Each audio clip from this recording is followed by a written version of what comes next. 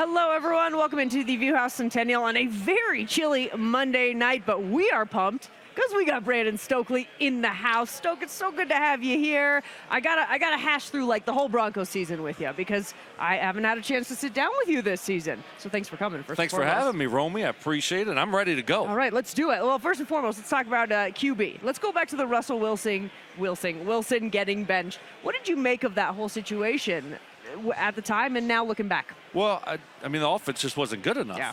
They weren't playing well enough. The defense kept them in a lot of football games and gave them extra possessions. So offensively, it just wasn't good enough. And I think Sean Payton realized that. He wanted to take a look at Stidham at that point, see if they could get going a little bit more from that, get a little bit more from that offense.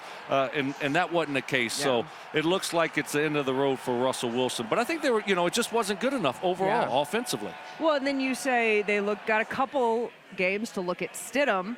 Did he show you enough to say he could potentially be the guy? No, okay. no. I mean, I think he can be a backup, sure, and he can be a reserve guy.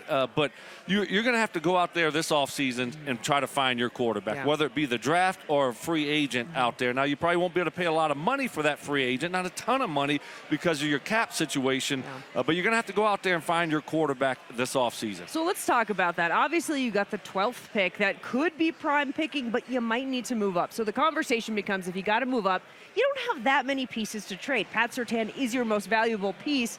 Is this a guy you'd be willing to move?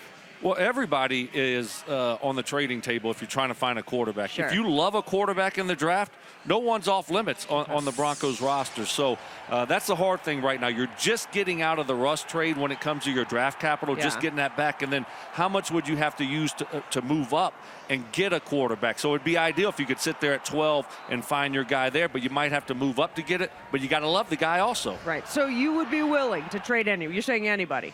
Anybody on the roster is tradable if you love a quarterback. That's how important the quarterback position is. We haven't had one around here in forever.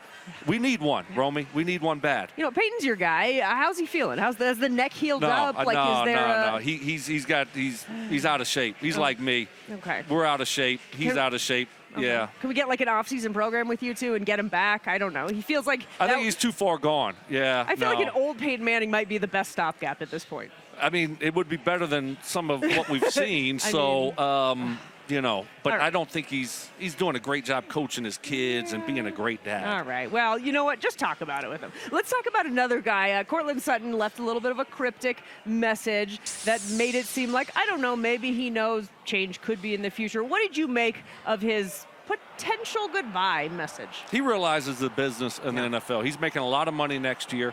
None of it is guaranteed, so you can release him and save a lot of money on your cap. Or you can try to extend him.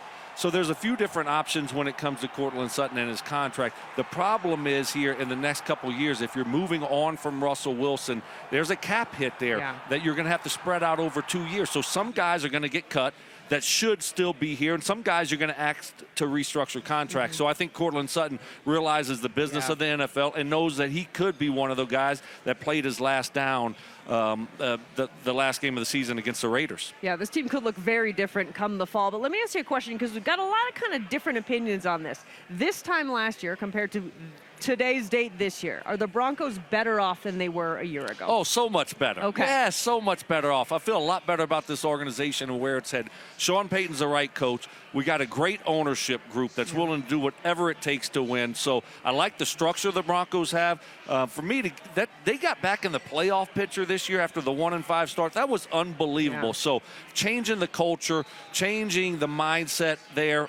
That's been a losing culture for so long. I know they didn't get to 9 wins. They got close. They got in the playoff picture. So I think they're turning things around. Sean Payton's the right guy to be the head coach of the Broncos. I'm with you, Stoke. Now they just got to get a quarterback. Easy peasy, right? Right. Just got to find a quarterback. That's not hard, is it? No, we're going to game plan during the break. We got a lot more coming up here on Monday Live. So happy to have Brandon Stokley in the house. And welcome back into the View House Centennial. So pumped tonight. We got Brandon Stokley in the house. These Buffalo Bills, they're going to take down the Kansas City Chiefs. Now, we know who Broncos country's rooting for.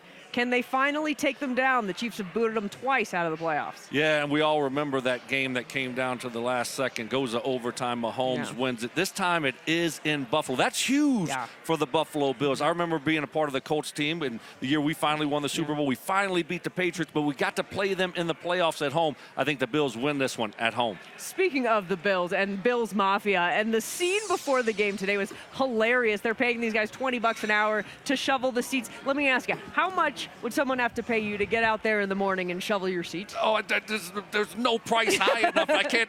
No way. No chance. Romy, how about you? You going to get out there? No, I'm absolutely not getting These out people there. are crazy. Guy's got his shirt off. Are you kidding me? When we say built different, like this is an example of built different, right? Yeah, I'm old. I'm not tough anymore. No. So, no, I want to be warm. I want to be cozy, Romy. That's me. Speaking of warm and cozy, the Dallas Cowboys going to be warm and cozy in Cancun now. Stoke, why can the Cowboys just not find success in the playoffs? I thought this was going to be their year. Yeah. They really were going to take that next step, and I thought it was going to be them in San Francisco in the NFC Championship game. They had such a good regular season. They had both sides of the football playing at a high level, and then all of a sudden when it matters the most, they just can't get it done. They start feeling the pressure, and they don't play like they did during the regular season for whatever reason. So now it's going to be interesting to see if the coach is gone and what happens there with Jerry Jones and Mike McCarthy. What kind of pressure do you think it is to be the Cowboys head coach? Because I feel like Jerry Jones comes out every year and he's like, I don't know. You know, at the beginning of the season, there's got to be so much pressure being the head coach of the Cowboys. Oh, absolutely. It's Super Bowl every year. Yeah. And the fan base, that's what they expect. And they have a really good roster here the last few years. So, and there's pressure on all of these coaches, but especially on a prime time, coaching job like the Dallas Cowboys. Speaking of good coaching, I mean, you just can't say enough about Dan Campbell and what he has done with the Lions. It just feels like these guys are going to run through 14 brick walls for this guy. What do you think in your mind makes him so good? I mean, how awesome was that? I think he's a great motivator. Yeah. I think guys relate to him because he was a player. And so I think, and he's just real with the guys. And they trust him. They believe in him. But what a great story. That was so much fun to watch and see the Lions fans get to celebrate a playoff win. It had been forever. So that was awesome to see. I was happy for those guys. Kind of feels like the Lions are America's team right now in the playoffs. That's right. Right? Definitely. I mean, who's not going for the Detroit Lions? I don't know. I don't know. I have no idea. Let's talk about Jim Harbaugh. Obviously interesting. He just wrapped up an interview with the Chargers today. How bad would that be for the Broncos, let's say, if he did get that job? Well, he's a great coach, obviously. He's done it at the NFL level. He's done it at the college level. He didn't win a Super Bowl, so I think he does want to get back to the NFL.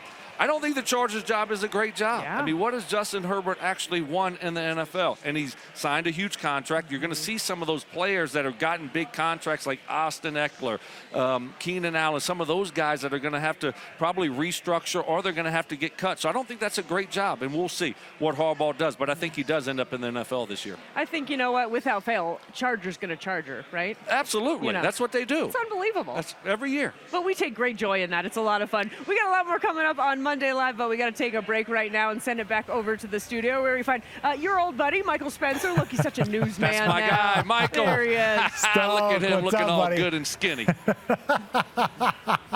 All right. Thank you both. Great conversation as always. You probably get this one a lot, but Jerry wants to know best Peyton Manning story. Wow, best Peyton Manning story. I got a lot of them, obviously. He does a lot of great things in the community. He did get me benched one time. He got me benched one time. He denies it to this day. We were playing the Houston Texans. We were with the Colts. I did nothing wrong. Okay. He blamed everything on me. He got me benched. The guy that replaced me screwed up even worse than me. That guy goes back on the bench. I go back in the game. Peyton still denies it. Has he apologized? No, I'm still waiting for that apology. Speaking of, why has he never had you on the Manning cast? That's a great question. My schedules on Monday are usually so busy. I'm just really, really busy Monday night. I carved out a nice little window for y'all because I love CBS and I love y'all, so that's what I did, but I'm not doing that for him. Yeah, we appreciate that. Take that, Peyton Manning. No, Tracy wants to know, if you could have dinner with 3 people, dead or alive, who would they be? Wow, Muhammad Ali. Wow, that's Michael Jordan, he's a good one. There's got to be someone I'm missing, but I'm going to go with Tiger Woods. Ooh, that's pretty good. I love it. We're sticking with the sports category. Yes. Couple legends all sports there. for me. That was fantastic. I love that. I can't argue with those. That was the People Want to Know, brought to you by Centura Health. We got to take a break here on Monday Live, but coming up next, we're going to talk Super Bowl. We're going to get your predictions. I'm going to let you think about it over the break. We'll be right back after this. And of course, we got the divisional round set in the AFC. NFC still a little bit up in the air, but I got to ask you, Stoke, your early Super Bowl prediction. Who's going? I like the 49ers a lot. I mean, who doesn't like the 49ers? Led by Kyle Shanahan, Christian McCaffrey. Offensively, defensively, I mean, they're a complete football team. So they're going to be hard to beat in the NFC. You look at the AFC, is it going to be the Ravens? You look, Kansas City is playing. They had a nice game, one of their better games of the year.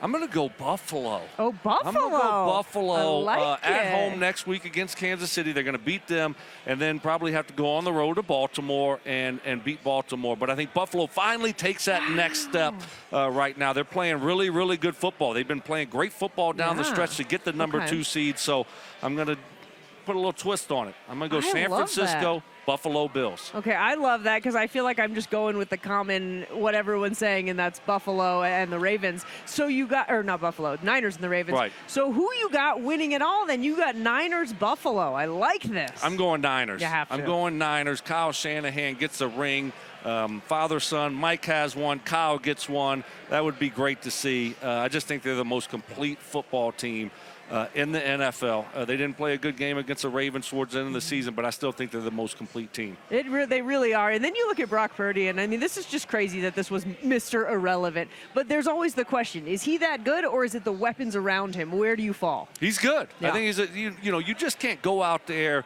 and win as many games as they've won if your quarterback's not doing a great job. And so he deserves credit for what they're doing. Now, obviously, they got a lot of weapons. Kyle Shanahan's a great football coach, but you got to give Brock Purdy his due, and because he's a really good quarterback. Oh, man, it's going to be fun. I think it would be crazy to imagine any other Super Bowl without the 49ers in it. It has been such a treat tonight to have you. Stoke, thank you so much for joining us. Thanks for having me, Romy. Appreciate you. Guys, make sure you log on to CBSColorado.com. We'll have a few extra minutes. Otherwise, we'll see you tonight at 10 o'clock.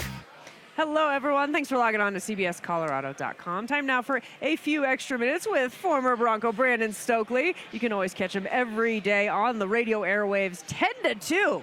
It's a long time on 104.3 The Fan. 4 hours. And I was going to do that little call signal you always do at the top of the hour. You're still doing that? You're still winning? Oh, yeah, whatever always. That is. I dominate. Yes. KKFN. KKFN, HD1 Longmont, Denver. Okay. There you go. We can save that one just in case you ever need it. Stoke, obviously the Broncos season is a wrap, but we're going into a very interesting offseason, and there's a lot of questions. You got guys like Cortland Sutton, Josie Jewell, Garrett Bowles. Are they coming back? Are they restructuring? What do you think happens with some of those guys? Well, you're going to see some of them have to get cut because of Russell Wilson's contract and the dead cap hit when they move on from him. So that's just the part of the NFL that no one likes. But unfortunately, you got to navigate the cap. And then, oh, by the way, you got to find another quarterback. Yeah. What are they going to do? Are they going to go out and get a free agent? Are they going to draft someone? So, it's not an ideal spot to be in going into your second year if you're Sean Payton. It would have been best case scenario if Russell Wilson worked out. It just didn't work out. Yeah. So now you're going to have some guys that are going to be cap casualties. Unfortunately, some guys are going to have to restructure because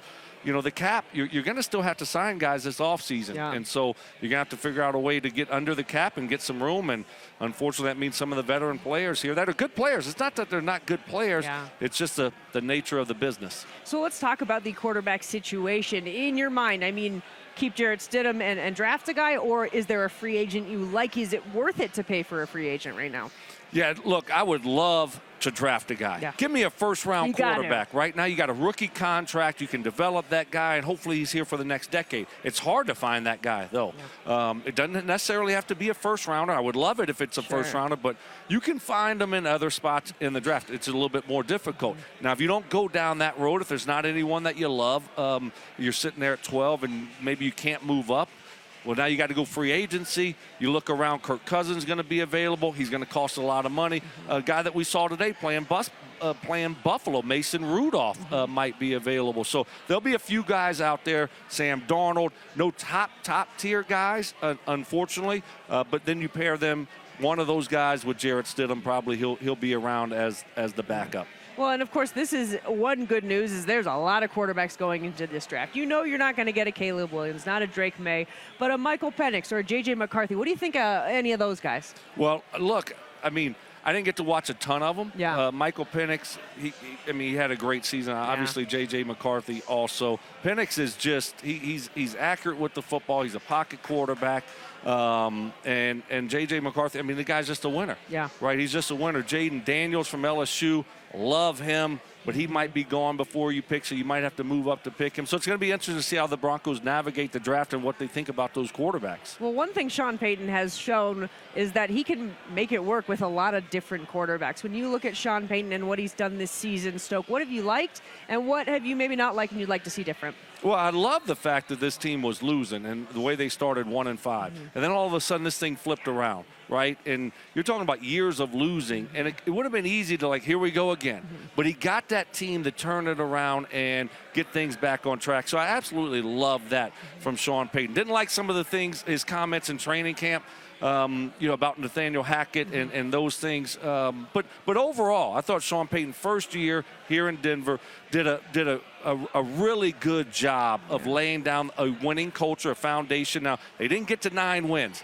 I wish they would have got to 9 wins. That would have been really, really a big positive. But it didn't get there. It's okay. Yeah. Now, moving forward, it's going to be difficult. Yeah. It's going to be difficult because this roster has a lot of holes in it. And now with the Russell Wilson cap situation, which we expect to happen, makes it a little bit more difficult to build this roster up. Last one I got, we'll get you out of here. Where do you feel like when you look at positions of need, I mean, outside of quarterback, where do you feel like is the next biggest position of need for the Broncos? How about a slot receiver? Anybody know?